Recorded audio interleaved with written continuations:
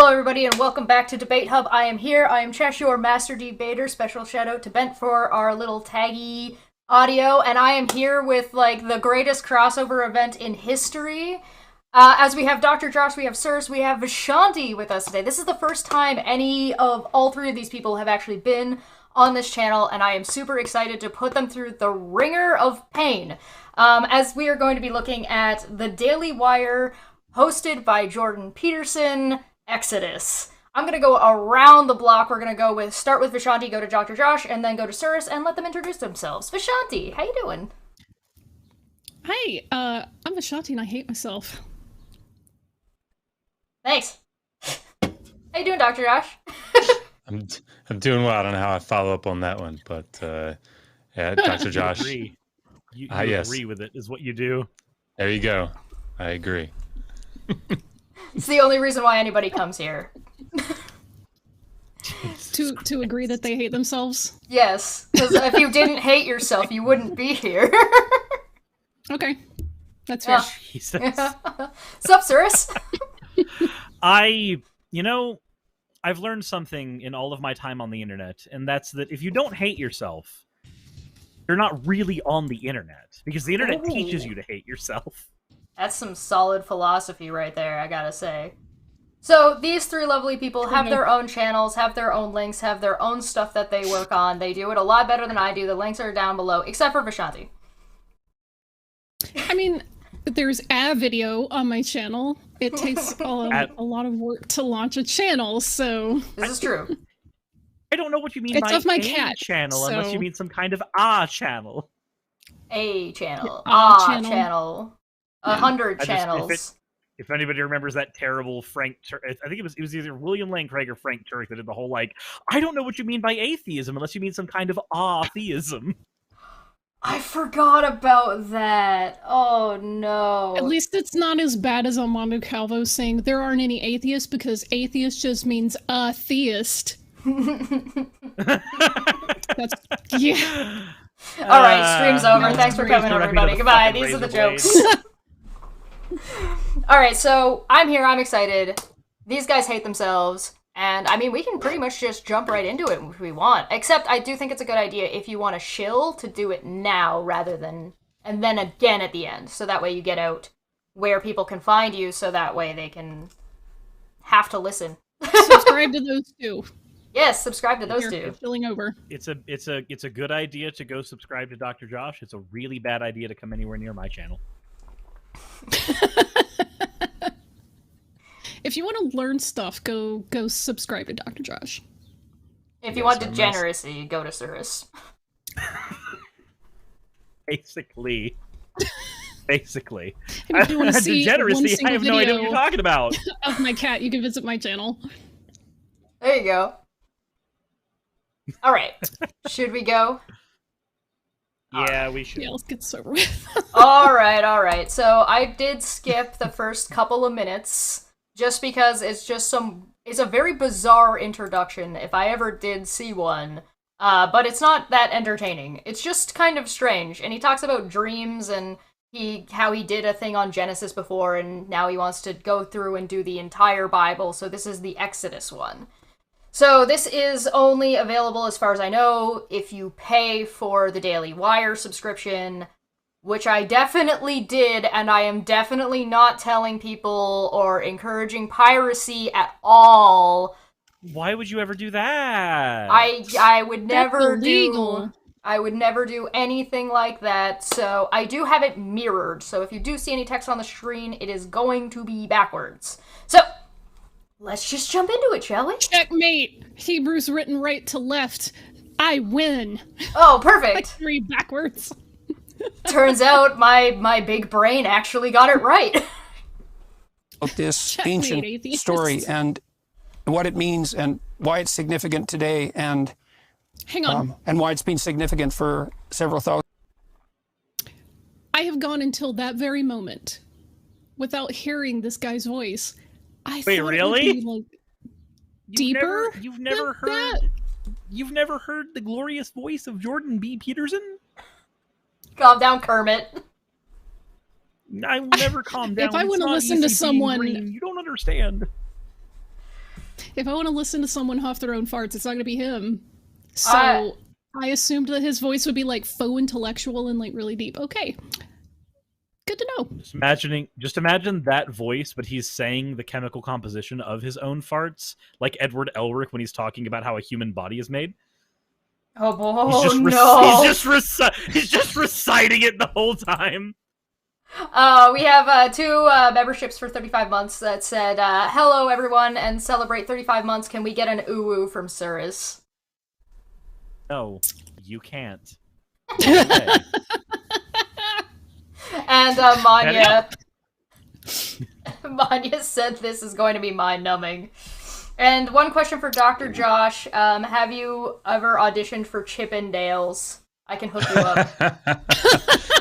Yeah. There's this video. Did it on Saturday Night Live. I think it was opposite Patrick Swayze. That was me. Yeah, Chris Farley. I love that. Everybody's working for the weekend. So. All right, are we ready to go now that we've popped Vishanti's Jordan Peterson cherry, which is a sentence that makes me want to vomit. Please never say Jordan Peterson cherry. Please don't. I'm gonna take a bath in acid after this is over, so... I told you, I'm here. You're here for pain. Let's go. Yeah. Years. And so I'll get everybody, first of all, to introduce themselves. And I'm going to start with Dr. Douglas Headley on my left, and we'll go around this way. And Dr. Headley. Well, my name is Douglas Headley, and I'm a fellow at Lamar. the University of Cambridge, a fellow of Clare College, and I teach the philosophy of religion. And I think there's a crisis. Not a person with a history degree. Got it. No. I love this guy's voice, like I said, they're all going to be experts in a field that's not this one. I just They'll like be that this experts guy... in everything but history. I just like that this guy that sounds like this and looks like that is the philosopher. I'm sorry, I'm going to be making Blazing Saddles jokes this whole time, because this guy's name's actually Headley, and so every single time I'm going to think of Headley Lamar. Why do you think I invited you here? So I could shitpost. There we go. Contributing nothing, shitpost everything. The only person who's going to have anything to contribute here is going to be Dr. Josh. Let's be honest. Let's be honest with ourselves. All right, show's on your back. No pressure. He's just like, thanks, guys. Why can't I be a shitposter? You can be a shitposter. You're allowed here. Welcome to Debate Hub. Yeah. Yeah.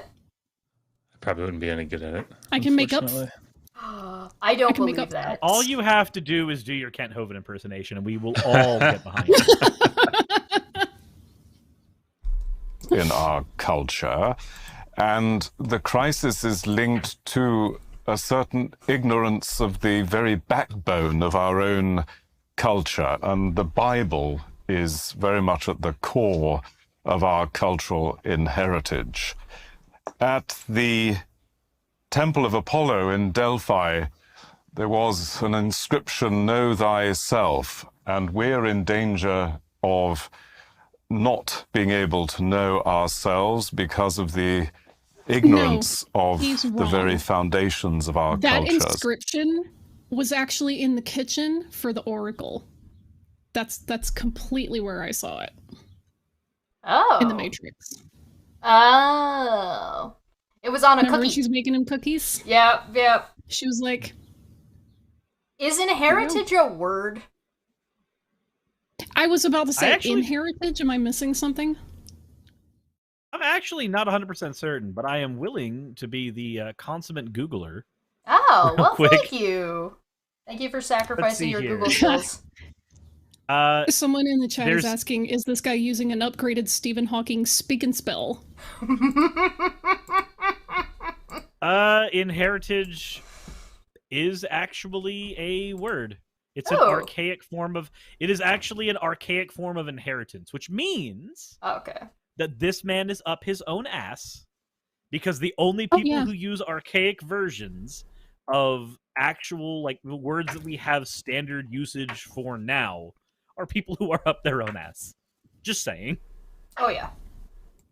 Absolutely. There's no reason The Venn diagram of people who use like that upper class posh received pronunciation and people up their own ass, it's very close to being a circle, but it's not quite. Because there are some people who are very humble that also have received pronunciation. So, like, have any of you read the Dresden Files? A little bit of them. No. So the White Council in the Dresden Files, they only ever speak to each other in Latin, not because they need to, but because they're classical all or ecclesiastical. Classical Latin, because many of them were actually. It's hard to say because it's literally written as they spoke these things in Latin, and then it's written in English. So I would assume classical, because most of them are old, like very, very old. I was going to say, because there's this whole debate in the Latin speaking community of whether you use ecclesiastical or classical pronunciation. It's like a whole thing. So yeah, as far as I'm 12 books into the series, and as far as I know, Jim Butcher never makes a distinction. But he does at least say that it's because they are all pompous assholes. Fair. If he comes back to Dragon Con this year, then I'll ask him. Oh, there you go. Okay. Write that one down. Sometimes he shows up and hangs out in the artist alley. So I'll ask him, like, excuse me, Jim. I'll just be like, hey, which kind of Latin does the White Council speak? Shove a microphone. Shove a microphone in his face and just be like, excuse me, I need to know about your thoughts about this very controversial topic. Fandom is split, Jim. This is important. So White Council fans need to know. Why I'm particularly fascinated by Dr. Peterson's endeavors in the last few years. And now we know why everybody's on this round table. Developments, they're all dick suckers. In the next few days. I warmed to your invitation because I was born in China, and I was a 7-year-old in the Chinese Revolution. And when I was later an Oxford student, I had dinner with Sir Isaiah Berlin. In the Chinese Revolution, I know that's bad grammar. He probably meant during the revolution, but when he said I was a 7-year-old in the Chinese Revolution, that implies that he fought in it. This is true. I don't think that's what he meant. I don't think it's what he meant either. Not. I don't think he meant, like, father sold me into the war, you say. But I was a child soldier.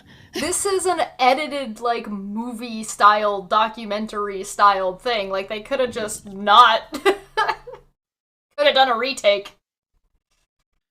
The great Jewish philosopher. And as it turned out, he'd been a 7-year-old in the Russian Revolution.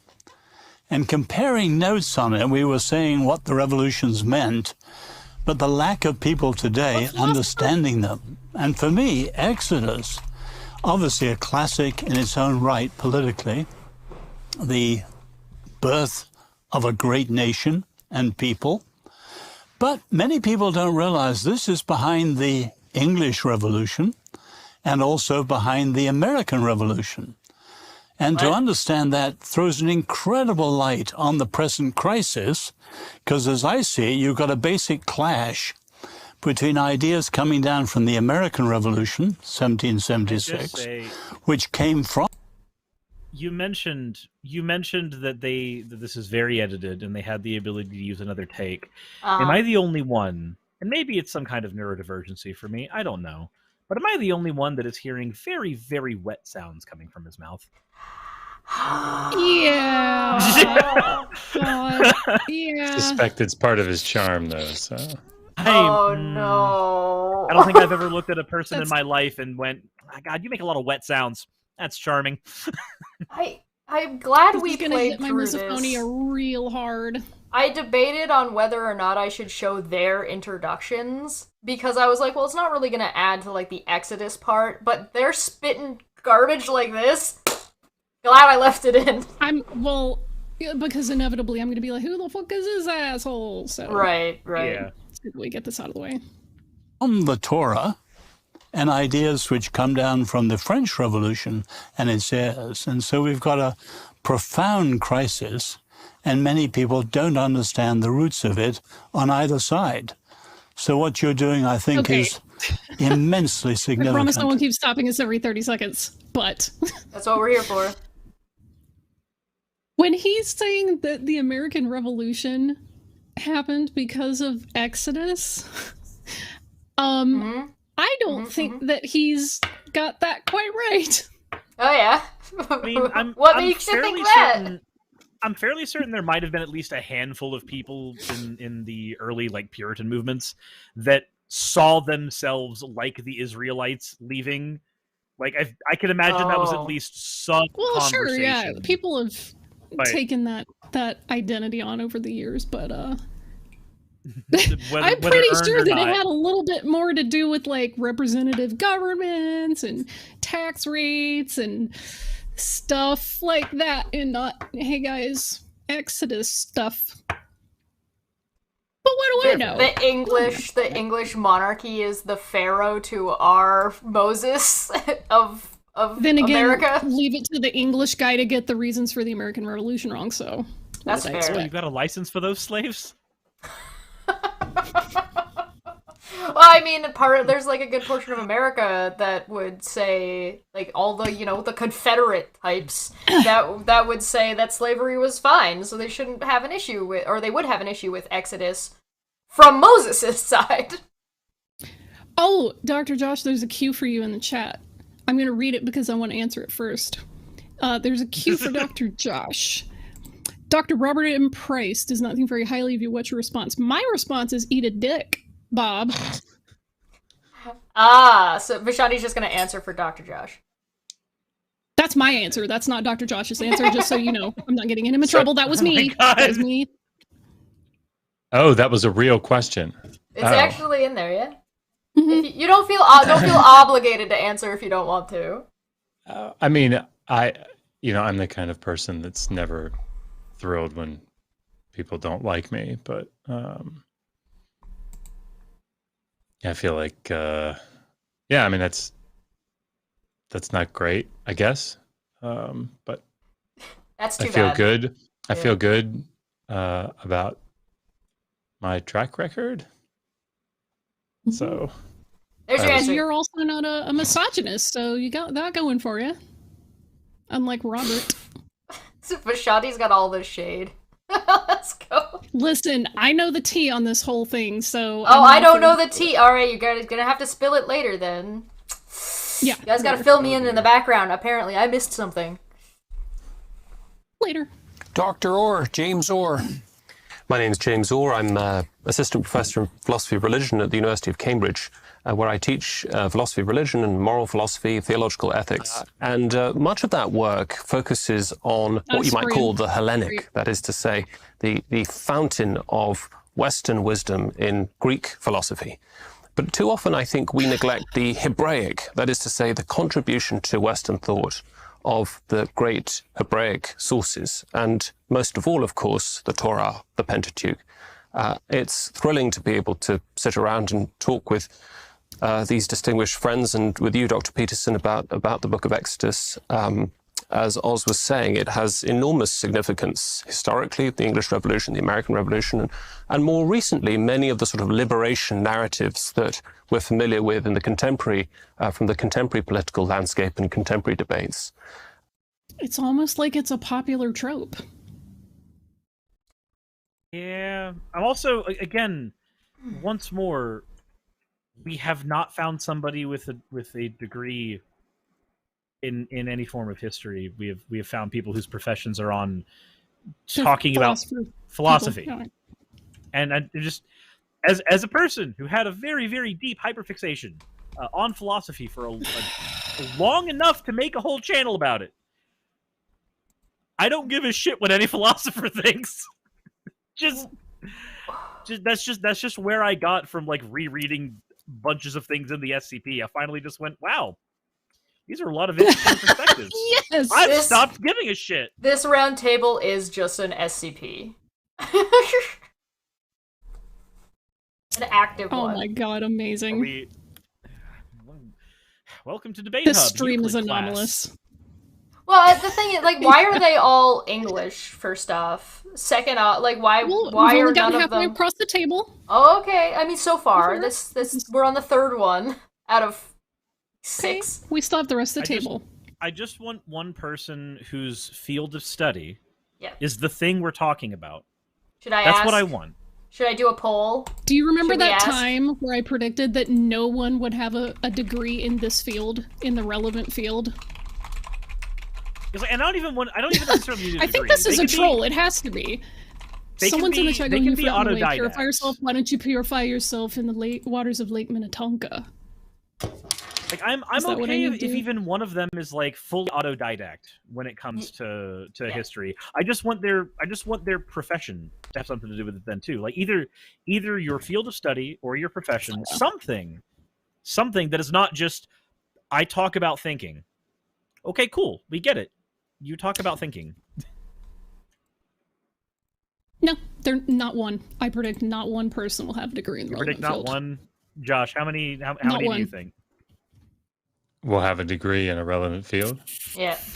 Either have a degree in a relevant field or have a profession in a relevant field. One of the two. That's fair. Yeah, see, this is the thing. Like, I'm not sure, so I haven't watched this. You mean you don't pay for the Daily Wire? Oh, well. I don't know what the point is thus far. So if it sounds to this point that it's like we're trying to take aspects of, let's say, like the Epic of Gilgamesh and to abstract them and then bring them back down in something from the modern period and see how it can inform us, which is fine. Like my dad used to do that with the Exodus story, right? He used to do construction. He'd be out there and something would go wrong with the job and it'd be off schedule. And you'd hear him sing, "Oh, my Lord knows the way through the wilderness. All I got to do is follow." And to him, the historicity of the account or the archaeology behind it or anything, like, it's mismit that shit, is what his tone would have said. What he was utilizing that narrative for was to say, like, God's with me. He's going to get me through it, right? I just have to trust him. And so if that's all we're doing here, okay. But I mean, like, I don't know what the point is of this roundtable. So. Right. It's let's just try to get through the intro. Because so I'm sorry. Just be sorry for having a take that's actually relevant. Yeah, don't be sorry. We're here for the opinions of everyone here. At least I'm here for that. Because we're all here actually for the opinions of Dr. Josh alone. Yeah, pretty much. He's the only one qualified. I mean, none of us are qualified. So fascinated to be talking about these. Purely autodidactical. Issues, particularly when we get to talking about the Decalogue, the Ten Commandments, the significance of this extraordinary claim, almost without precedent, that morality is given, and discovered. Wait, without precedent? What? Almost without precedent. He said almost. He said almost. I don't give a shit about weasel language. No, almost without precedent? I'm sorry. The idea that morals are given... The idea that morals are given from a higher power is not almost without precedent in Christianity nor Judaism. There are religions older than both of them with that idea firmly in mind. But, okay, sure. Almost without precedent, except for, a whole lot of other cultures who believe that their laws were handed down from a higher power. Are not simply invented and constructed. And that's one of, I think, many, many vital themes to our age that we'll be exploring productively in the days ahead, I hope. Wait till he finds out that all laws are just invented. Dr. Peterson and all of you, it's a joy to be... What the fuck is Breaker here? I didn't tell Suris. He's got his own university, so, I don't give a shit about weasel language. Chesh. Yes? You have made me listen to a man's voice that I only ever want to hear in that, I forget the channel's name, but that one channel that makes eldritch abominations of every conservative think tank. Oh yeah. That's the only way I want to hear this man's voice. I told you guys we're here to suffer. We popped Vishanti's Jordan Peterson cherry. Now we're making Suris listen to Prager. Again! Okay, well, I rolled a 17 on my constitution, so I think I'll survive Prager for now. For now. Oh, we doing skill checks? Hold on, let me see if I live. Yeah, go ahead, make a roll. Let me see if I survive. I think I'm going to be Hold taking on. a lot of psychic damage. Dr. Josh, you have a D20 handy? What are they saying now? Okay, so obviously his perception check failed. Got Okay. it. Let's see here. I got a 15, but I'm pretty sure I have a skill modifier of -2 because I'm really bad at that allocation. Okay, uh-oh. That's rough. I was kind of expecting one of yeah. you to try a roll a persuasion check for me to skip Prager. Look, I've played warlocks with negative charisma. It's very fun. Ooh. Well, we can talk about that later. Whenever I played Vampire the Masquerade, I always max out like the charm skills. So Stop trying to stall out Prager. It's not gonna work. You're not gonna distract me with Dungeons and Dragons and Vampire the Masquerade. You're not gonna do it. What trimester are we trying to stall Prager into? I am living my dream in my life being here. It was his dream And to that be is here. to spread the Torah to the world. I am a religious Jew. He wants to spread the Torah to the world, so he's being a part of this thing that is behind the Daily Wire paywall. Got it. And yeah. I'm blessed to know biblical Hebrew. I started it at the age of 5. I still have to translate to English whenever I think of a verse. No. The No, Torah is not known to almost any non-Jew. The Torah is primus inter pares in the Bible, first among equals. I was raised, and I still believe that the Torah is. Okay. I'm not going to go off on long rabbit trails about how he's talking about Judaism, but I just want to say that he's like, oh yeah, we're there to spread Torah to the world. Jews, famously known for evangelizing. Yeah, literally one of the religions that doesn't proselytize. What are you talking about? He's been hanging out with Christians for too long. He doesn't just view his ideology as Judaism; he views it as Christo-Judaism. So he's naturally going to adopt a lot of that. And I'm sorry, anytime he hangs out. Go ahead. Good. I was just going to say, anytime you have to say something like, I still have to translate it into English when I read the Hebrew, it's like saying, to somebody that works for you, I'm your supervisor, right? Like if you have to say it, like you're not doing it very well. So he does not have to translate when like. That's a really good analogy. BS. Honestly, so are you calling him a liar? Even Orthodox. Oh yeah. Even Orthodox Jews who grew up like studying Torah, Tanakh, Talmud, whatever, their secondary language might be English, but those schools primarily tend to be like Yiddish speaking. So, right. Did he grow up speaking Yiddish first? Because he doesn't sound like he has a very strong, like, accent that way. I'm very confused. But yeah, he's lying. He does not have to translate Hebrew when he reads it.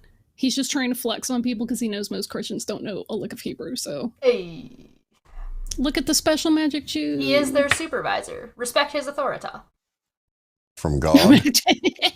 How God delivered it is his business. I have no particular interest in the methodology, only in the ultimate authorship. And I've written 3 of the 5 volumes of a Torah commentary called the Rational Bible, including Exodus, which interestingly was the first one that I did, given that it has my favorite document in history, the 10 Commandments. And as I say on my American talk show, if you want to defund the police, there is actually a way. Have everyone live by the 10 Commandments. Then you can defund the police. What? What is that take? God, this guy's dumb. Oh my fucking god. Oh no. Can we just keep going? Can we just keep? I don't want to go off on a rant. Can we just? Yeah, let's skip the bit about the police. Skip the bit about the police. So that is where I come from in this discussion. He looks so And smug. I trust you will all defer appropriately to a member of the chosen people. See, this is exactly. Did I not just say special Dr. magic? Stephen Blackwood. Yep. Thanks, Jordan. It's a real pleasure to be here. I'm Stephen Blackwood. I'm the president of Ralston College in Savannah, Georgia, an effort to revive and reinvent the traditional university. I grew up reading the Bible quite a lot. Yeah, I was about to say, that sounds like a red flag to me. Wait, I'm gonna look this up. What university did he say it was? It was in Georgia somewhere. Savannah something, I think. Savannah. Chesh, could you replay College? when he said the name? Say on my Hopefully I didn't put American it back too talk show, if you want to defund the police, there is actually a way. Gotta listen to this Have part everyone again. live by the Prager Ten is Commandments. such a blowhard. Then you can Oh my defund the God. police. So that is I would be Prager very is gonna- interested I'm not gonna say what in I'm. this discussion.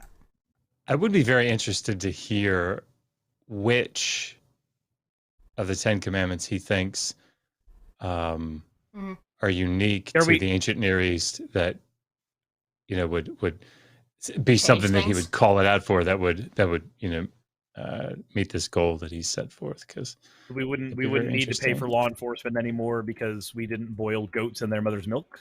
You have to watch his podcast. That's not in the Decalogue. That's not in the Decalogue, though. Is it not worshiping another god? Is it the Sabbath? What is it? Because I was gonna say Oh, we already have yeah. laws against theft and murder. So what exactly are we missing here? I don't know. He probably believes a whole lot about the adultery thing and like divorce and stuff like that. Yeah, but I mean, like, if that's divorce if isn't in that's there in the case- Decalogue either. But I feel like any of the laws, save for the ones that are strictly Yahwistic, I'd be very, if those aren't the ones, then why wouldn't Yeah, I he was gonna turn say, it's to not the like laws of three of them. Ornama, or why wouldn't he to Hammurabi or something? I don't understand. Anyway, Well, see, those aren't a part of his Christian tradition, so why would he? He's got to follow them, pretend that his are etc.? unique. Dr. Josh has already thought more about this than Prager has. Discussion. Well, to be fair, then And I trust you will all defer appropriately to a member of the chosen people. Dr. Stephen Blackwood. Thanks, Jordan. It's a real pleasure to be here. I'm Stephen Blackwood. I'm the president of Ralston College in Savannah, Georgia, an effort to... Ralston College in Savannah. yes, I'm also an Ralston older College. white gentleman, so that's why I'm around this panel. Thank you. Yeah, I also like to suck Jordan Peterson's dick. Hey, guess what? Do you remember that time I said it's probably accredited? Unaccredited? Yep. Yeah. Ralston College in Savannah, Georgia. The very first sentence, it's an unaccredited institution of higher Oh my higher god. learning. Shocking. I'm 2 for 2, baby. We've also We've got only two got unaccredited universities here. We've also only got one guy left and still no relevant field. And I brought the vote in beforehand. 85% said no and 14% said yes. We got one more left. Oh, this is gonna be a problem. Oh, check this out. So Ralston College, it says it declared a commitment to freedom of speech. Oh, and boy. That's your first red flag. Here's another red Guess flag. who the chancellor is of Ralston College? Jordan Peterson. Oh my wait. In Savannah? Savannah. I could drive there. I could But why drive would you? Georgia? Yes, I live in Marjorie Taylor Greene's district. You gonna go there with like Oh God, I'm sorry. a microphone and shove it in somebody's face and be like, "What made you think hiring Jordan I Peterson have was to a good say, idea?" I have to say, Chesh, like, Well, like money. you saying you went, go there with. To go there. Would you go there with Dr. Peterson? People just like it when I do that because I have small hands. Alright, anyway. revive and reinvent the traditional university. I grew up reading the Bible quite a lot. Wow. I'd say the Bible gave me the primary images through which I came to understand myself and the world. Then when I went to university, I in the West. Sort of stumbled into the discovery of philosophy and literature, especially of the Greek and Roman, you might say the backdrop to Western culture in the ancient sense. And since then, I've spent quite a lot of time thinking about the relation between that tradition and the biblical tradition and the way in which those are synthesized. I saw a couple of looks, so I thought I would pause. Thoughts? I think Dr. Josh and I are on the same wavelength. Go ahead, Dr. Josh. No, please. No. I've spoken. Sorry, enough did he? for a moment. Yeah, it sounded like what he said, and my memory is not great. So, if I get it wrong, please correct me. But it sounded like he said that the Greek world was the backdrop, the Yep. ancient backdrop of Greek Bible? and Roman are the ancient backdrop of current and recent, basically American history and society. Yeah. Okay. All right. Sorry, that's not what I heard him say. It he sounded also like what he wanted was to bring saying up is that from the Exodus sentence. was. Yeah, And he was gonna that's have to talk about the Exodus, and was like, Yeah, there's a little bit of a contextual question mark around what this guy's saying, for sure. Gotcha. Probably in his mind as well. yeah. A way in Which which these dudes that are like, synthesis also, is fundamentally your what other gives red flag rise is that to they're all like, oh, our Greco-Roman was the pinnacle of society. Oh, yeah. principles Super and red institutions flag. in the Western world. I suppose I'm particularly excited to be here because I, as others have said, do profoundly think that we're living in a time in which we've lost the images through which we can make Peterson sense looks so bored of ourselves and of the world in a way that's adequate to the longings of our own the nature. Daily Wire just Literally, as a job offer, right? This is an interview. But also, the only people who say that, like, oh, Greco-Roman was the pinnacle of society and we've fallen away from it, those people are usually tradcaths, and they are always far-right bigots. Always. They're scary like, as shit. I'm waiting for one of them to drop the word degenerate. That's how, like, I already have these guys' number. I'm just waiting for one of them to say the word degenerate, and then it's, like, in the bag. So hopefully these images will come to be alive for us and for those who decide to listen to this The afterwards. word lives. Jonathan Pajot, another Canadian. That's right. So I'm Other Jonathan Canadian. Pajot. I am an artist, and I'm someone who, for a very long time, has been reading the Bible and have been thinking about... So He's me! not one. He's just a guy! Not He's just a one.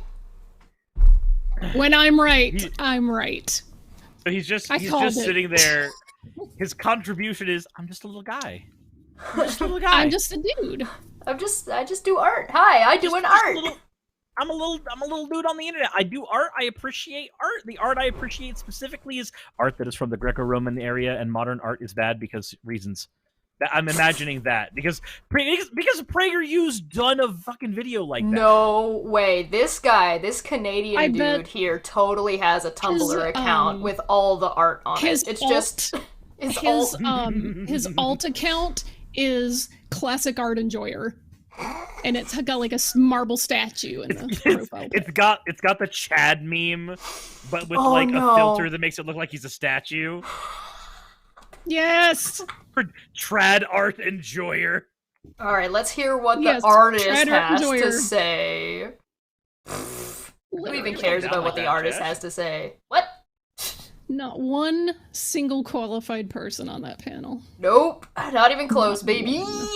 But it's more like an artist, I would say, in terms of structure, in terms of rhyme and rhythm. And so I'm interested in the book of Exodus more as a mystical text. Wait, And based in the ancient Christian, it's literature actually, was there's a sometimes small little book poetic? called The Life of Moses by St. Gregory of Nyssa, which is one of the foundations of Christian mysticism. And so I will be approaching the book mostly Can through I that, just- through how... Can I ask if we had to take bets? you notice that they all either have their Bible open to Exodus or there's something marking it. How much would you want to bet that it's because they couldn't find it again if their Bible closed? I believe. Oh, yeah. Yes. See, when I was a kid, they had to find the content table of contents. When I was in PCA, we actually had to do a fucking song to remember the books of the Bible in order. So if I had to learn it, they could learn it too. I mean, I just remember it, and this always will stand out, is when people really know their Bible, and you say, like, you'll hear them say, like, oh, where are you reading from? And they'll say, oh, it's page 612. Damn. Yes.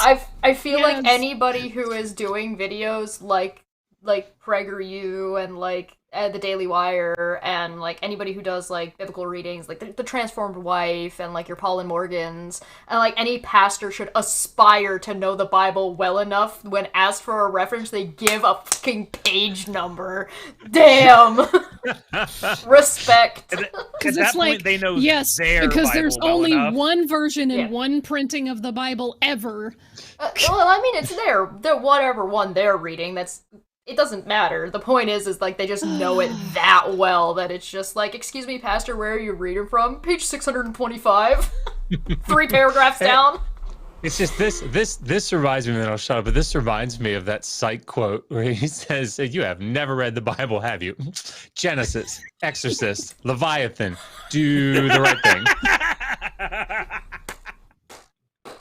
Yes. This stream is already we are just getting through the intros, and this is already better than I could have imagined.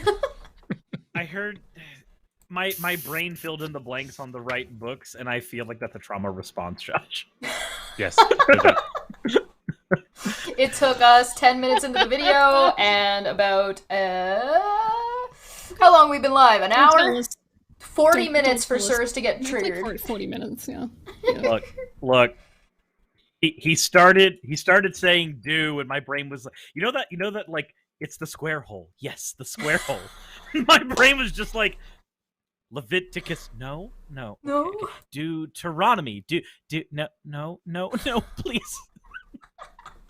It describes a structure, a narrative structure, which is also a geographic structure, the mountain, the temple, the tabernacle, and how this fits with even our own perception of reality and how reality comes together, how chaos can be brought into order. And so that is really the way that I'll be looking at it. So I'm really looking forward to this very diverse discussion. Excellent. So what is diverse about this?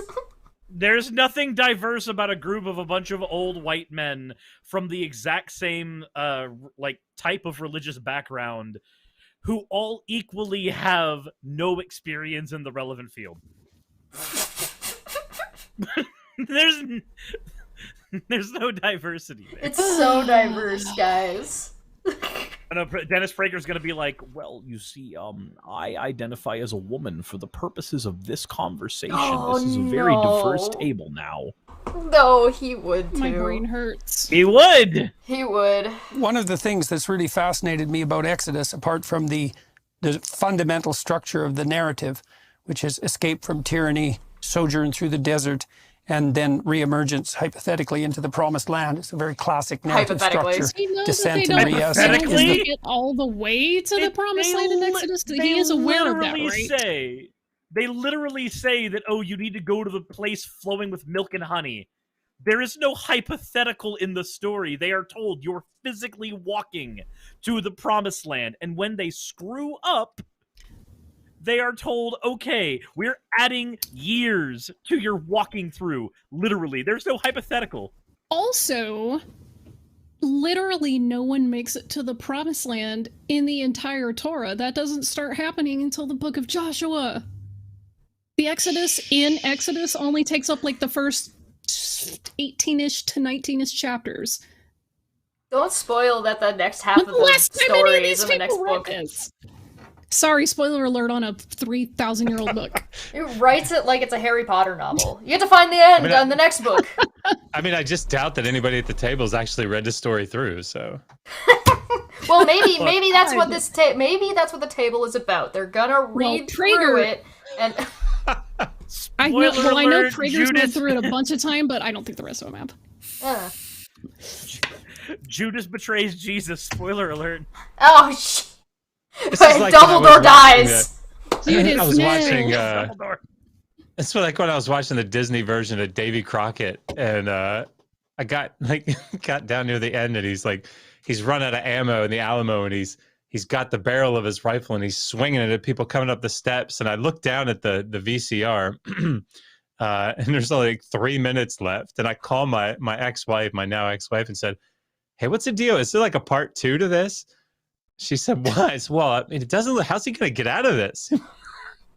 I mean, he doesn't. He doesn't, Josh. Oh, sounds like someone forgot the Alamo. But that's what I said. But wait a minute. Don't they always say, like, remember the Alamo? Like, yeah, because they lost, dumbass. You know, of course, that's because they lost. Yeah. Because it's like my dearest husband. Oh. They did lose badly, actually. I thought you were gonna say she called you a dumbass, and then that's why you're not married anymore. and then the divorce followed after that. You dumbass! I'm filing the papers. And then she's gonna be like Steven Crowder's wife. It turns out Dr. Josh had a divorce lawyer already hired. Ooh, pew pew, topical. If I speak on that, why isn't Steven Crowder on this panel? Where's the funny man? Never mind. Have you guys ever watched like Steven Crowder and Ben Shapiro side by side? Move on, because those guys. Can we just move on? All right. The fact is the manner in which God is represented as the primary spirit in the text, and so I've been toying with this idea that part of what the Bible is doing is describing a priority, a manner in which perceptions and actions might be prioritized, and a structure of priority is a I've hierarchy heard thing. people talk about Jordan Peterson, but listening to him talk, he loves to hear himself talk, but he's not saying anything. Yeah. Yeah. He's not saying anything. Correct. P.S. What was he talking about? God presents as the only spirit. You mean God who sent a separate entity that we call the angel of death, and God's presented as the only spirit. Okay. Well, he's the primary what spirit. was he reading exactly? I mean, quite frankly, I like to think that Jordan Peterson gets paid by the word, so that's why he talks like that. He acts like it, yeah. Right? Yeah, he's not saying anything. He's just saying a bunch of words. Yes. Oh my God, it's true. People were not exaggerating. I'm so glad that I got to spring this on you. This is amazing. It's been a while since I've seen somebody see him for the first time. I thought people were exaggerating. Nope. When they were like, oh yeah, no, he talks all the time, he doesn't really say a lot, and he just uses a lot of words because that makes people think he's smart. And I was like, okay, yeah, you guys are probably just, exaggerating, hyperbole for the funny, and no. Oh my goodness. It's pyramidal worse. structure, and something has to be at the top. And I learned from Carl Jung that whatever is at the top of your hierarchy of assumptions functions as God for you, whether or not you're religious. And maybe you have multiple things at the top, which just means that you're confused. Everybody believes in God, actually. Which... It's a hierarchy, guys. Everything's a hierarchy. Because Jordan Peterson likes pyramids. He said there's a pyramidal structure with one thing at the top. Like, yes, that's how pyramids work. Yeah, he got And then people who have two things at the top, they're just confused.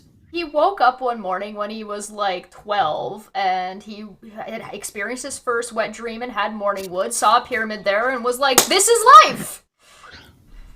So you just explained the plot of Silent Hill 2. Got it. Oh my God. No, he then goes on to say that because people have different priorities in their life, your highest one, or ones if you're confused, are God for you even if you're not a theist? What?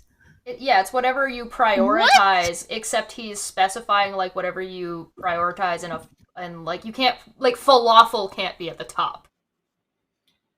Oh, Look, why not? All I'm saying Falafel's is there can be delicious. two things at the top. It's just called being polyamorous. Oh, there you go. Just have two things that are equally important at the top of your prio list, and they're people. No, it's almost like Jordan Fair. Peterson's like hierarchy philosophy makes no sense at all. I mean, Shocking. polycule rights. There One you go. anarchism later.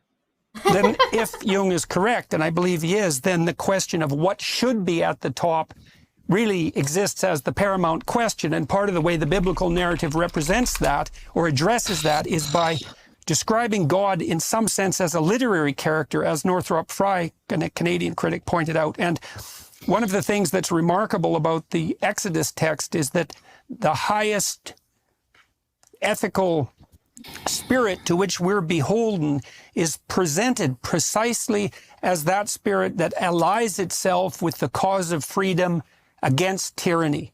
And that's... So he's... Alright, A I lot of will words, parse man. this. I will parse this and make this TLDR as possible. Jordan Peterson is I saying know what he that... said. That's a lot of words. It's okay, it's not just for you. Jordan Peterson just said that the hierarchy of the way the Bible is set up, showing God as the primary spirit, is representative in the text of Exodus, specifically as a force against tyranny. And he said that unironically. Yeah, considering ignoring- some of the laws that he's literally about to give them, saying that he's like super into liberation and not tyranny is a little sus. Or that angel of death we were all talking about earlier. No, I was thinking about the slavery thing. Everybody, my name is God. I don't like tyranny. Follow all of my rules or burn. Yes. No, it's not that. And well, if you that's- start agreeing with me, I'm going I to will harden point your out heart just- and force you to follow the rules. I will point this out just because I'm pedantic, and being the only Jew, I have to be pedantic. You're welcome. Is this whole obey me or I'll burn you for everything? That's a Christian concept. Like, that's not something I know. that we yeah. But I know you're like forward Christian, but it's just like, this God's more like, hey, I'm really super not into tyranny, so when you're procuring yourself slaves from other nations, what? It's like freedom for me, but not for thee. Yeah. Got any thoughts on that, Dr. Josh? Yeah, I mean, Leviticus 26 and Deuteronomy 28 like spring to my mind. You know, once Israel enters into this, you know, vassal treaty with Yahweh, then the blessings and curses stand on them. So I mean, it's like, you do what I tell you, and then I'll send you rain, and I'll give you lots of produce. But you know, fuck with me, and you know, one man will put 1,000 of you to flight, and you know, the heaven will be as iron, and earth will be as brass, and it sucks to be you, you know. But so just obey me. It'll be good though. It'll be good. I wasn't aware that Yahweh was Walter White. Can he be, though? Mania for 5 Super Chat said Jordan speaks as someone trying to complete the word limit on their research paper. Accurate. Put forward as a prime ethical dictum. So if it's the voice of God speaking to you, so to speak, then it's going to call you out of slavery, maybe the slavery of your own mind, the slavery of external conditions, the slavery of the tyranny. Hang on. It's going to call you out of that. Blunt. Man, what if, like, it's tyranny of the mind?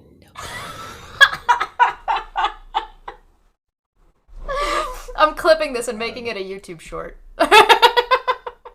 Great, my legacy. Yep. Way to go. Yep. Thanks. Slavery into freedom, even if... What? You said you are now content. Yay! If that pulls you into the desert. And that's really something to know, and I think something that's deeply true. All right, so having said that and introduced everybody, we're going to start with the text, and as I said, I'll read it, and I'll make comments when they strike me, and we'll have everyone jump in, and away we'll go. So, Exodus 1. Now, these are the names of the children of Israel, which came into Egypt. Every man and his household came with Jacob. Reuben, Simeon, Levi, and Judah. Issachar, Zebulun, and Benjamin. I'm gonna say this. It's way more interesting listening to people read the Bible when you're listening to them chant or sing it than just reading it flat and boring. Like you could have literally also picked anybody besides Jordan Peterson at the table to have read that. Well, I mean, it's just trying to imbue every word with some sort of emphasis. Yeah. It's highlight everything and you highlight nothing. Yeah. Yeah. I had that problem with Eris in Kingdom Hearts, the first one. Really, just for like, I can't not tell people the trivia. In like Judaism, the books are not named like subject wise. They're named after like the first important word of the like that particular book. So this book is called Names, or Shemot in Hebrew, and because the first significant word of that particular scroll is these are the names, and that's why it lists a whole bunch of names. So Genesis, it's more or less the same. It's in the beginning. That's what that one word is in Hebrew. Like this one's names because it starts out with a bunch of names, listing the cast of characters like old movies used to do before it starts. And the next one's called In the Wilderness because guess what that book's about? And then the next one is words. Vaikra. Literally. Words. Yeah, and then you got Vaikra, and he called because he called and he was like, hey, get over here. But not as cool as Scorpion. That would be cool, though. We're educational over here at this show. I think the next time that I read Leviticus, which is what we're talking about, Vaikra, I'm going to have God say, get over here! Oh, there you go.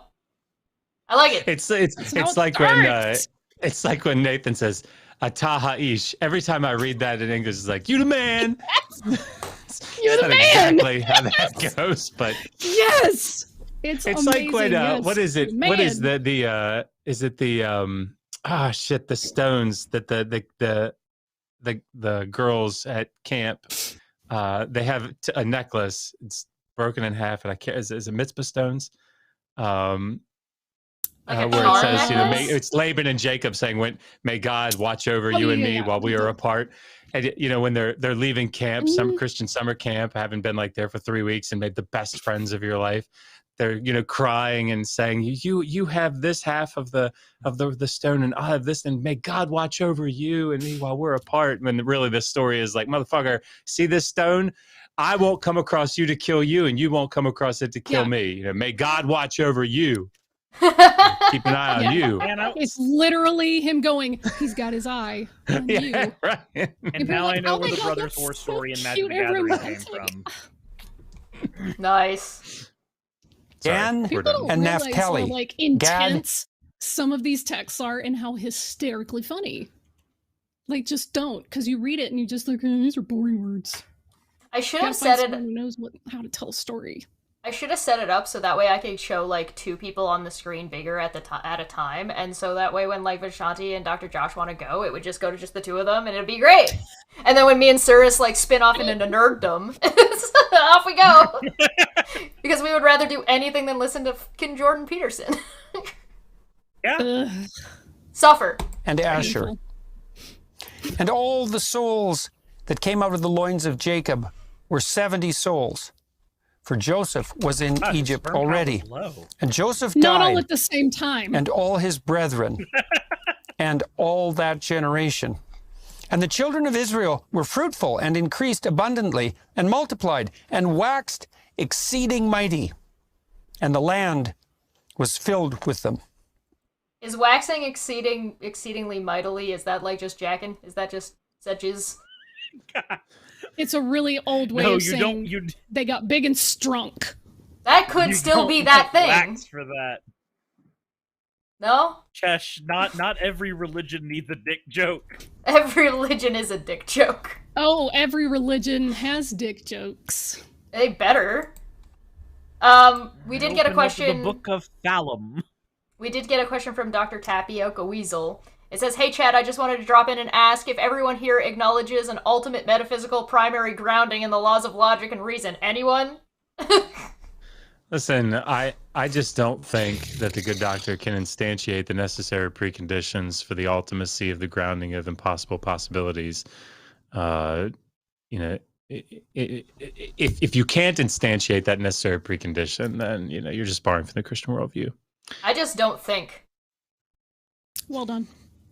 Thank I you. understood some of those. That's words. why he's got the PhD. Yeah. That's why got he's the got big the bow brain. tie. Oh. Which is I know. more valuable? Oh my god. Shit. I think it just means that I've suffered through Darth Dawkins. Too much. Too much. It's a trauma response. We understand. Sometimes I'm happy. Sometimes I'm happy that I swapped to doing mostly politics and less theology. I forgot how much of a headache this side of the internet is.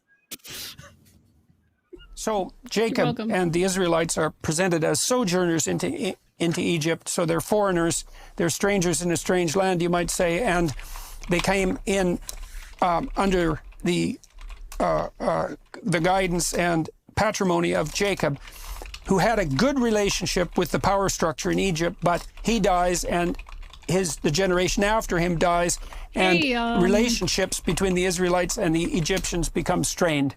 Is commenting while you read okay? Jordan Peterson struggle to add more words to the sentence as he's like going. Yep.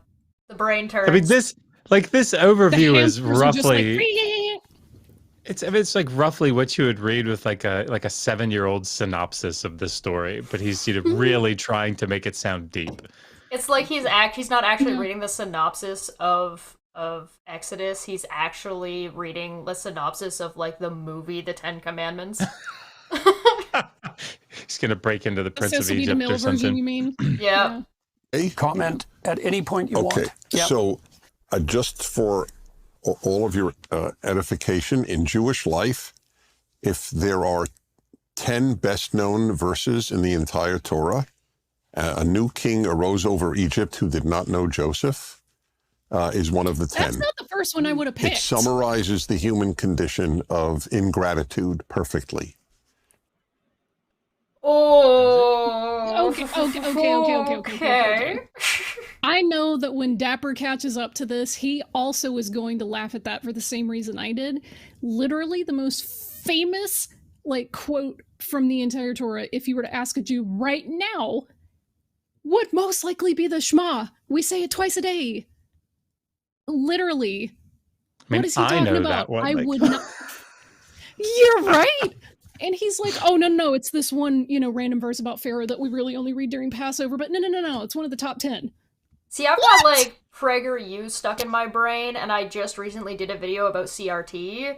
And in the video about CRT, I went looking at all these think tanks that are PragerU side of fence things, and how often I saw quotes from those groups of people being like, oh, yeah, this minority group just doesn't appreciate what America does for them as much. How dare the minority group criticize or have criticisms of the great American system? And that's all my brain heard as soon as he said it was a story of ingratitude. I was just like, black, gross. Barf. Ugh. Joseph had saved the Egyptians from starvation, and the next pharaoh doesn't even know his name. So he's forgotten the debts. He has forgotten the debts he has entirely. But this is, as I say, the human condition. We have forgotten our debts in America to Washington, Madison, Jefferson. The face of your mother. Hold up. So a leader doing leader stuff means that the people owe him a debt? Isn't that just what you're supposed to do as a ruler? Protect the people and provide at least somewhat for their welfare? Feeling like you owe a debt to the leader who did great things for your country, but feeling like you owe a debt to that leader is one of the things that I would attribute to, say, more like monarchical systems. Yes, you owe a debt to the great leader for doing the thing. Pay your tithes, citizen. There seems to be it's maybe also this is very authoritarian. It is. Maybe this is just my interpretation of it though. But wasn't Joseph this is Joseph of the Technicolor coat, right? If that Joseph was Hebrew and then he was ruling over Egypt, he's saying that the Egyptians forgot and then therefore enslaved the Jews despite what the Jewish people did for them. Yeah, because this one specific Jew who was literally governing as, in the text, he was governing part of Egypt. They're like, oh, no, those ungrateful Egyptians, they owed the Hebrews. Like, no. Right. But he's also saying bizarre. that as if the nation of Egypt now owes just Jewish people. Oh no, he's gonna spin this into like, oh no, people have left their theological roots, we should get back to the Bible, blah blah blah blah blah. It's like these leaders, and right now he's talking about like early American leaders. Yep. P.S. We don't owe them shit. Some of them own slaves. I don't owe them shit. So I don't think people have forgotten them either. They're dead. This is true. And they're dead. So, but what am I gonna do? Go over to their grave and just be like, "Hey, buddy." Dance. They helped set up a country. Like, that's not easy. They tried, to win their independence, and they succeeded barely. That's also not easy. I'm not like knocking them for that. Thanks, France. But also, he's just gonna say we owe them. Like, not all of them were fundamentalist evangelical Christians. Spoiler alert. Lots of them were deists. I don't think he's gonna like that. I don't think he's gonna acknowledge that. Probably not. That would be very, very bad for my narrative if I were to acknowledge those things you said. And there arose a new generation in America who knew not Madison. Mm-hmm. That could be a perfect verse. Right. Okay. Literally every kid learns about Madison. Now there arose up a new king over Egypt. And I am Alexander Hamilton. Which knew not Joseph. And he said unto his people, behold, the people of the children of Israel are more and mightier than we. Come on, let us deal wisely with them, lest they multiply. And it come to pass that when there falleth out any war, they join also unto our enemies and fight against us. Okay, I'm just going to say it. You know how, like, super xenophobic and anti-immigrant these far-right crap turds are? Yeah. What I think is funny is that narratively, like, the bad guys in the story are the ones who are like, ew, all these foreigners. We don't want them foreigners coming in our country and outbreeding us. We should enslave them. Or oppress them. Those are the bad guys in the story. Do you think that irony hits any of them at any point? No, not really. That requires self-awareness. You have to remember, there are people... What was that one post that got deleted off Twitter today, where the one, like, girl who claimed she was a teacher said that, hey, I don't agree with Hitler. Oh, that one. Oh, God. No. Yeah, I saw that one. No. She was like, yeah, genocide was really bad, unless it's against this one group that I hate. Yeah, but maybe. As soon as you say, hey, I don't agree with Hitler, but... But... There should never be a but. There should never be a but. There's never a but. Unless it's like... Yeah, you do not, in fact, I don't agree have with to hand it to Hitler. him. But if he had stayed in art school, like, that's probably the only I don't agree with Hitler but that I'm okay with. Right. And so get them up out of the land. There's an accusation of a crime before it's committed, right? These people are just a threat and a plague, and so we can't trust them, and that's part of this ingratitude as well, and a breakdown of trust, and that definitely sets the stage for conflict, a breakdown of trust. Therefore, they did set over them taskmasters Hard cut. To afflict them with their burdens. Nobody else got to say anything about that verse. And they built for Pharaoh treasure cities, Pithom and Ramses. So the response to the hypothetical crimes of the Israelites was to enslave them. And one of the things we should notice very early on in this is that the book of Exodus regards that move of enslavement as fundamentally wrong. It's like an axiomatic precondition of the narrative itself. Yeah. That's like going, man, I can't believe the protagonist's wife died in the first 3 minutes of the movie. It's almost like that's narratively set up so we have a plot. God. I can't believe this story has a tree died. I can't believe this story has conflict. Yeah, I can't believe. Wow. Gee, it's not like we're trying to tell a story or anything. Having a premise for Silly. of course it makes sense that fucking Jordan Peterson is just like, what do you mean you have a point to what you're saying? You're not just saying words at me? Baffling. What I was Truly. going to say about the TV show Justified is that there's one episode in the first season where they meet a guy who's just obsessed with collecting the paintings of Hitler, and they're like, wow, this guy is like really weird. This is not okay. And it comes to find out at the end of the episode that because he hates his dad so much, he's decided to vent this anger by collecting all Hitler's paintings, burning them to ash, and storing them in jars on shelves in his house. And he's like, and I won't stop until I burned every last one of those shitty paintings. And you're just like, okay, that's a pretty strong healthy. daddy issue. Like, we're talking like Andrew Tate level of daddy issue here, but that's yeah. I mean, I guess that's a good thing to he's do. played by Robert Picardo, which makes Hey, I love Robert Picardo. Yes, 10 out of 10. Yeah, you should watch that episode. It's pretty entertaining. I should watch that episode. Woo! Called Justified. Noted. Mm-hmm. And modern people, I suppose, don't find that surprising because we all believe that slavery is wrong, but it isn't obvious that most of the countries... that like it's a bad nations- thing! Well, you know, humans now think slavery's wrong. Well, this is the asshat that said something like, you know, I mean, you know, rape being no longer a, you know, property, offensive, you know, property. Like, yeah, okay, so that's good, I guess, that that women have that right now. But, you know, is it really the best way? Like, it's messing with the hierarchy pyramid. Jesus. Yeah. More than one thing at the top of the pyramid. Error. Women at the top of the pyramid. That's illegal. You can't do that. You see, you can't actually have women at the top. That's chaos. Right. That's like an inverted pyramid. Gosh. No, and again, I'll say it again on chat. Silver Harlow, no, there is a literal episode of Justified in season 1 where Robert Picardo plays the character who collects all of Hitler's shitty paintings, burns them to ash, and keeps the jar on his shelf. I own these DVDs. I've seen them like a million times. If White Collar also did an episode that was similar, cool, but I've never watched White Collar. One thing that we're gonna all end up disagreeing on is gonna be like the time code of this show that Vishanti watches. Practice slavery, regarded it as wrong.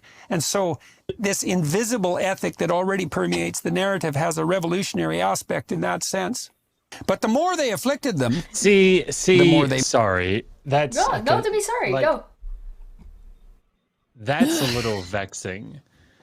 Because it's not slavery that the Hebrew Bible considers to be bad as a social institution. Mm-hmm. It's enslaving the Israelites. Specifically. That's the point. And this is where I do not like this bait and switch.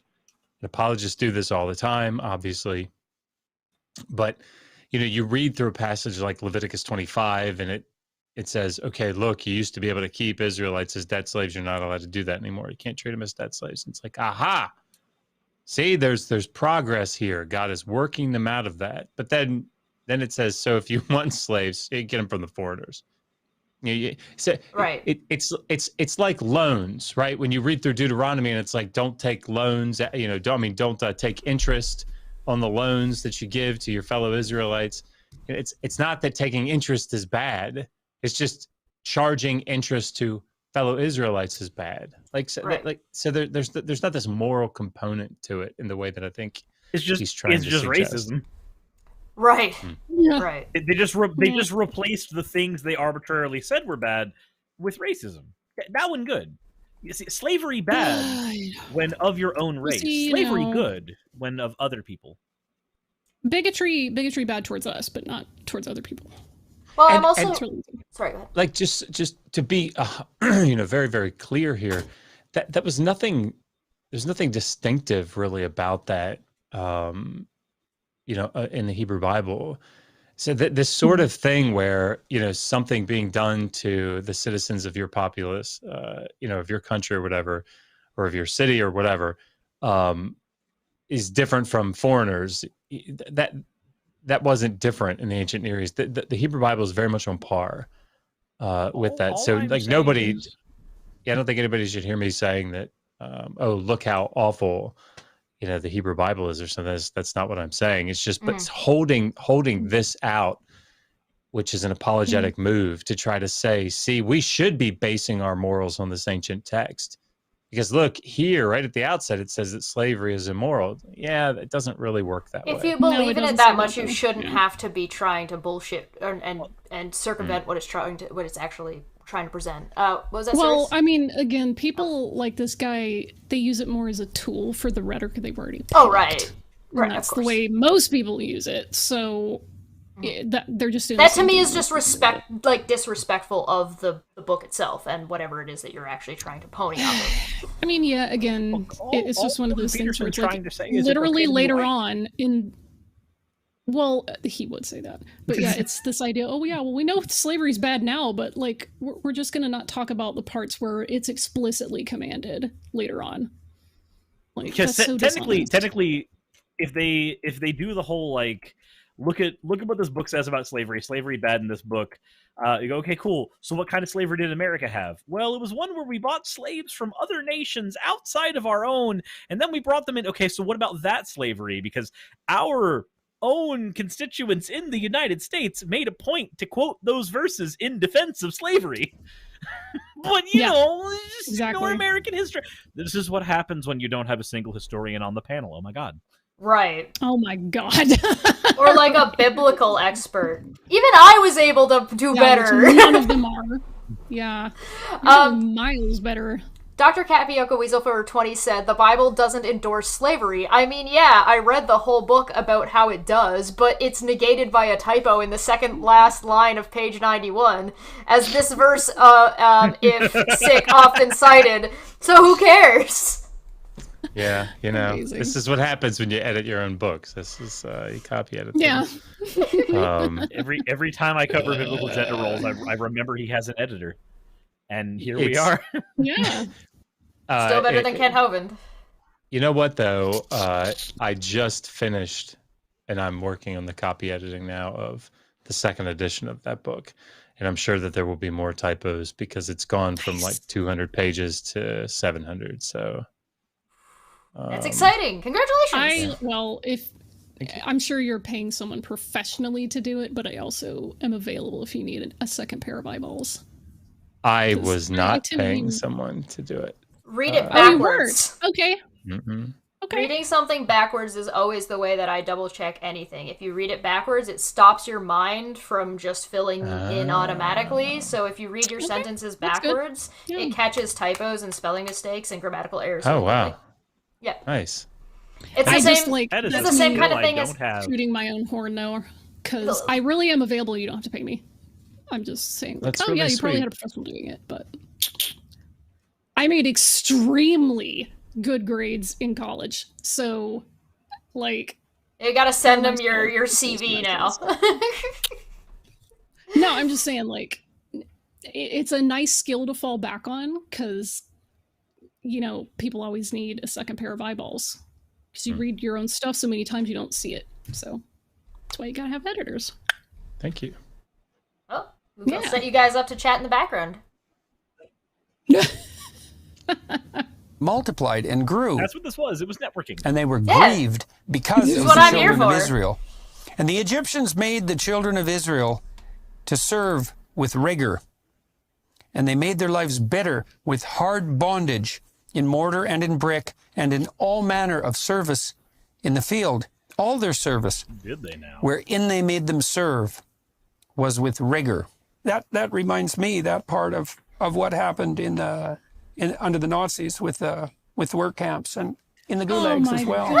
There we This go. idea that you identify your enemies and then you sentence them to hard labor in your service against their will.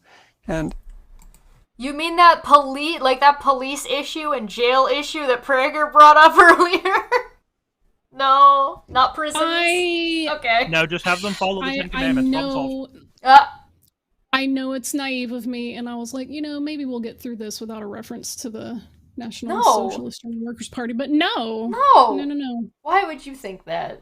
Give up hope, all ye who enter here. I did not see that reference coming, but here we are now. So you see this idea echoed very early in this story, and something that's definitely echoed through the 20th century. Yeah. So. But there's really this idea that at least somebody else got to talk about this passage. Wants to reduce Israel to potential for Egypt, basically. And you'll see it later when he wants to get rid of the men. He just wants women. And so in this image, and it repeats even the story of Abraham, how Pharaoh wants to take his wife. It's about taking the potential of another people and try to subjugate it to yourself. So it's a reflection of instrumental usage. That's right. Yeah, and so, you can see that in people's proclivity to use one another interpersonally, because when you're talking to someone, you can decide a priori what you want from them, and then you can bend your words and your interactions so that you exploit what they have to offer for your purposes, or you can engage in... That's called manipulation, Jordan. There's one single word for that. You don't have to over-explain it. I would just love somehow to get them to pause and read Deuteronomy 20, 10-14. Just right now after him having said that. Because that's the passage about what to do when the Israelites go to war against people that are outside of Israel proper, because you're supposed to kill all of them. Take all the women for yourself? Yeah, the men are all killed. They haven't had sex. Yeah.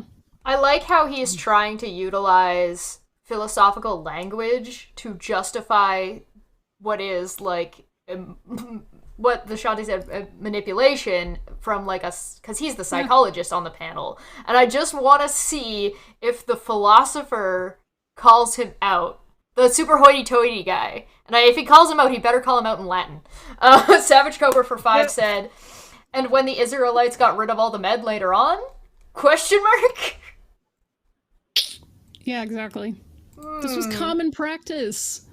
You kill the men and take the women. That's absolutely not unusual. Yep.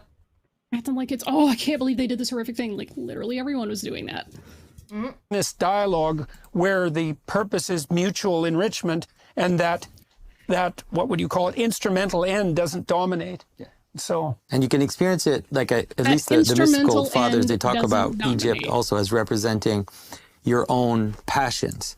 That is, you become a slave to something, and then you become an instrument of that thing. Right? So it's anything that you have, you like to eat, and then you're there, and at first, when eating knows you, when your passion knows you, then you're fine. It's in the right order. Things are in the right order. But when your passion or desires or whatever behavior you have forgets you, then you become an instrument of it. Right. Think of a drug addict, where everything they do serves this tyrant. And so all their potential. He's talking about the hierarchy triangle that Peterson brought up at the beginning, where falafels are at the top, and if falafels are at the top, you're going to have a bad time. Because now you're being driven by falafels instead of by God. Hits the blunt. I would rather be driven by falafels. Same. What if Egypt just, represents the addictions in your mind, man? Your passions, They need to know you, and you need to know them, but if you forget that, you're a slave, man. It's angel dust, Holmes. It's angel dust. Oh, PCP. It's ripping out a piece of the Bible and cutting it up and shoving it in a pipe. Just imagining that episode of South Park where Cartman's cutting up the skin of the KFC chicken, trying to snort it as Colonel Sanders is coming, but it's Jordan Peterson coming, and there's there's bits of the Bible you're cutting into lines. I just gotta get the scripture. Yeah. You get reduced to a potential for behavior, and that can be so seen that's politically for a subordinate deity in some sense, and that might be your stomach or your lust, and so that's very interesting too, because the word Israel means we. My lust is a deity who struggle with God, and so just what that would mean psychologically is that that which should be at the highest place, which is the part of you that's struggling with the highest, is then subordinated instrumentally to something that should be lower in the ethical hierarchy. And that could be your own inner tyranny, and it could be someone else's instrumental will, or some state's instrumental will. I'm sorry. Did he just use the struggling with God in a negative way? Yes. Yeah. That's Yeah. interesting. Yeah. That's interesting. He has got Remember, this. He's the quote atheists here, so like he's the one that can say that. He's also like he's just pushing his like hierarchy idea, like this ethical hierarchy, and there's a hierarchy, there's a fight inside of you, and you've got to put God at the top, because if you don't, then something else is, and then you're making God subservient, and that's just not the natural order of things. Are we listening to a sermon? Because I've heard preachers talk about how, like, no. See, God gave you all these desires. He just wants you to have, like, boundaries on them, because, you know, it's okay to have sex, but only in the boundary of marriage. And it's okay to, you know, talk, but you should only guard, like, your speech and say good things. It's like, I literally feel like he's about to hit, like, youth pastor voice. I remember when I was in PCA and I was hearing this exact conversation, but it was about Pokemon and the Nintendo 64. It was literally them going, those are literally in non-denominational, so basically Baptist light circles. The narrative goes, whatever you are prioritizing the most in your life, that is your God, and you're not supposed to put any gods before God. So by that so logic, if you like football they would too say, much, yeah, your Nintendo can be God. Yeah. And then they treat it as football if team. whatever is taking priority in your life at that time, you now are somehow worshiping it, or you're somehow that's an idol, being driven by that and only that thing. It's absurd. What's funny is that, like, that's a uniquely Protestant thing. Yeah. Because when I've talked with friends of mine, and even like people I've had debates with who are Catholic, they've got like a 3-tier system when it comes to worship, where there's a type of worship that's there for the saints, a type of worship that's there for God, and a type of worship that's there for like people and things you love. And so it's not like it's not the same thing that you get with evangelicals, where they go, no, it's all worship, and if you do it the wrong way, God mad. Yeah. Big mad. All right, we're gonna... It's really toxic, though. We are getting close to about an hour and a half. I don't know how you guys are feeling, if you want to go for 2 hours, or if you want to wrap up at the hour and a half. We haven't even really gotten into their We're 20 minutes in, man! They're just saying nothing! This is it! Oh, I thought this was gonna break into, like, an actual... Okay, wow. God, no! This is just what it is! This is 10 episodes. This is 10 episodes long, and they're 2 hours and 20 minutes each. Wait, Chesh, it's not 10 episodes long. It's 16 now. Oh, is it 16 now? It was 10 episodes. It is now 16. It's still going. And, like, they're all 2 hours? Yes. What? Yes. Are they going through the whole book, or are they just going through the story of the Exodus? They're just picking out fucking shit in regular order. It's just all this. It's the whole thing is this. And see, for me, and I probably will have to go after the hour and a half, but because Oliver will get me up at 4, I'm pretty sure. Yeah, I figured it was starting to get late. But I don't have a problem with this sort of reader response interpretive model, because this is very much like watching a facilitator lead a Sunday school class, an adult Sunday school class. Like this is what you see, right? They read a text and then they just sort of all say how it makes them feel and what it reminds them of. And the thing is, I think that's great. I wish Christianity were just like that. The problem is, because when you do that, you filter it through what you already know. You have a moral set, you know, you have an ethical system in place. And so when you read something like slaughter the Amalekites, you're like, what does that really mean? Right? Because it can't mean that. Right. And so you pick up something else. I wish that everybody would do it that way. The problem is that they do it with their own little reader response thing and then say, this is how you should interpret it. Right. That's where it becomes a problem. Yeah, no, I agree with that. I think that kind of kicks such off a our weird... last words. So, Vishanti, do you want to? Well, what I was going to say is there's such a really interesting and bizarre conflict there, because the same people that are like, hey, this is what this verse means to me, they also literally will quote the verses that say like, oh, but no scriptures of any private interpretation when you start disagreeing with them. Right. Yeah, you don't have the Holy Spirit, so you can't really understand it. Yeah. Of course not. The no real, the I no need true God- I need God Scotsmans. deep inside me. Otherwise, I just will never be able to learn how to read. Or interpret literally anything. That's what they said, right? I'm not paraphrasing, right? Yeah. Right. But it also like kind of adds this extra layer of like, how do you even then start attempting to evangelize at all, or bring your religion to anybody else ever? Yeah. That's why there's, thousands of Christian denominations, because they'll disagree with each other and then jump off and start a whole new church. So.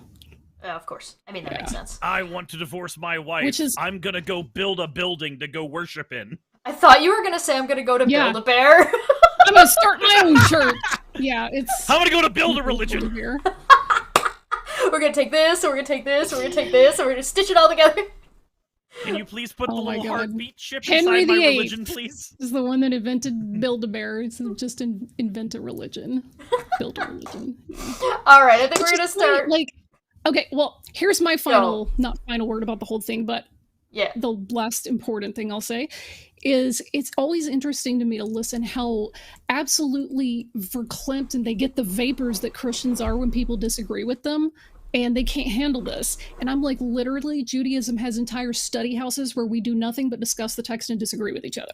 Right. In fact, we love recording our disagreements so much. We have 40-something volumes in 2 different Talmuds where we do that. I mean, that's cool. And that's what people should be doing with law and stuff. We don't just read a text, we read everybody's thoughts and comments on it. And it's like, you never get just one point of view, so it's like people getting all butthurt. I can't believe there's a disagreement. Listen, that sounds healthy, and I'm gonna have to ask you to stop. Respectfully. Alright, let's start with Suris, end with Vishanti, go the other way, and we'll tell us who you are and where you're at. And don't fuck me this time, like you did at the beginning, you bunch of losers. Nobody did that. Nobody. We were all honest with ourselves and the audience. And if you can't handle that, Shesh, that sounds like a you problem. Listen here, you little shit.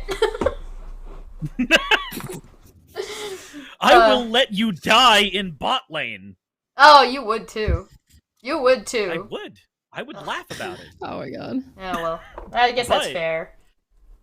But, okay, so my name is Suris. I do political commentary for the most part. I also still do atheist content, not as much as I used to, because it's just not as much of my focus anymore. But it is still a thing that's done on my channel. Past that, I also stream a lot. It's where all of my content comes from. If you want to see a more chill atmosphere where I'm mixing things like doing gaming as well as talking about the most recent bill that comes through with the goal of stripping people's human rights away so that the Justice Department can then put a hammer on Tennessee for stripping people's human rights away. Fun, happy stuff with no conflict whatsoever. Yay! And Dr. Josh, I also got a super chat for you specifically that says, Hell's Bells, empty night, right? Oh my god, that is a Dresden. That's not the super chat I think they were talking about. I think the super chat is another when one. the Israelites got rid of all the men later. No, that was somebody else. Maybe he meant Suris, but said serious? Josh. He might have meant Suris and said Josh. The confused look on my face may suggest further evidence of that, maybe. All right, who are you? Apparently, people are getting you too confused. Sorry. So, yeah, I'm Dr. Josh.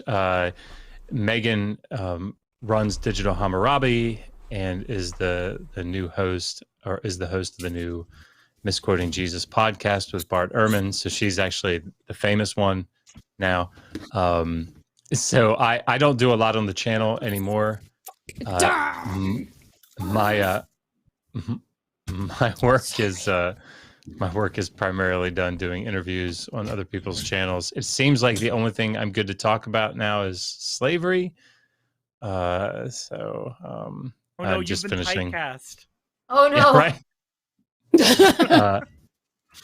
Yeah. So, but I've got, but I am the author of the Atheist Handbook to the Old Testament, volumes 1 and 2. So, but if you go to Amazon and type in Joshua Bowen, everything that I've written will come up. But yeah, go find Dr. Josh, and if you want to have Dr. Josh on to talk about something other than slavery, maybe send him an email. Yeah, I'm sure you're kind of getting over that. You're welcome here to talk about anything you want anytime, Dr. Josh. Thank you. It's just the apologist, man. If they'll stop bringing it up. Oh. So yeah, I'm Vishanti, and I just killed a spider. So that's what that was. Spider panic. Just saying. Listen, I respect their point in the food chain. I am fine with them doing what they do. They are required not to do it within my field of vision. That's it. That's the only restriction. Just do what you do outside my field of vision. Then you can live as long as you need to, and that's fine. But no, once I see you, it's over. It's on site. So you can find me on YouTube as Vishanti if you want to. Right now, my channel has not been officially launched. Mostly hang out on Twitter, where I try to talk about stuff that's important, but sometimes I just shitpost. So go at your own risk. Eventually, when I do get my channel up, I'll talk a little bit about Judaism and how we do our stuff. I'll do kind of comedic readings of the biblical text, putting my own little flavor in there, as in starting the book of Leviticus with God saying, "Get over here," that stuff. Because I'm a very serious person. Yeah. You can also sometimes find her on Dapper's channel. If you're interested, you can go find her there as well. Yes, your name on his sometimes channel. I get to guest and we react to really just mind-numbingly bad Christian young earth creationist apologetics. So thank you so much for joining us. This has been Debate Hub. I am Chesh, your master debater, and you can find all of these people in the lovely links down below in the description. Thank you so much for coming. Thank you so much for supporting and super chatting. Please feel free to leave us comments down below, and maybe we'll be able to do a follow-up. I'm gonna get out of here. Thanks for joining us, and have a good night, everybody. Bye!